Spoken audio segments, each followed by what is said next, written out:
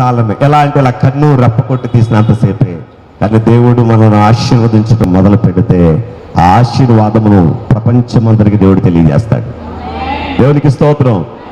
కష్టం నీ ఇంట్లోనే, ఇరుకు నువ్వు ఉన్న పరిస్థితులు లేదా స్థితిగతులు బాగోనివి నువ్వు ఉంటున్న ఆ కొద్ది ప్రాంతంలోనే, కానీ నీ ఘనత ప్రపంచానికి దేవుడు తెలియజేస్తాడు. హల్లెలూయా. అదే కదా మనం చూస్తాము. ఇబ్బంది ఏమో ఎక్కడయ్యా అంటే ఆ అగ్నిలో పడేసినప్పుడు, కానీ ఘనత మాత్రం రాజుగారి పక్కన సీట్ వచ్చింది. దేవునికి స్తోత్రం. గుంటలో కూడా అంతే. గుంటలోనేమో 10 మంది ఉన్నప్పుడు, 11 మంది ఉన్నప్పుడు, కానీ ఆ ఫరో తర్వాత సింహాసనం మీద కూర్చుని ఆధిక్యతను దేవుడు యోసేపుకి ఇవ్వలేదా? ఎంతమంది భక్తులను మన ముందు ఉంచలేదా? ఎంతమంది పరిశుద్ధుల జీవితాల్లో దేవుడు తన కార్యాన్ని జరిగించాడు. కాబట్టి వారి జీవితంలో చేస్తే నా జీవితంలో కూడా దేవుడు చేస్తాడు. దేవునికి స్తోత్రం. ఇక్కడ నేను చేయవలసిన పని నా ఆలోచన విధానాన్ని, నా ప్రవర్తనను, నా నమ్మకత్వాన్ని, నా విశ్వాసాన్ని నా దేవునికి కనపరచడం మాత్రమే.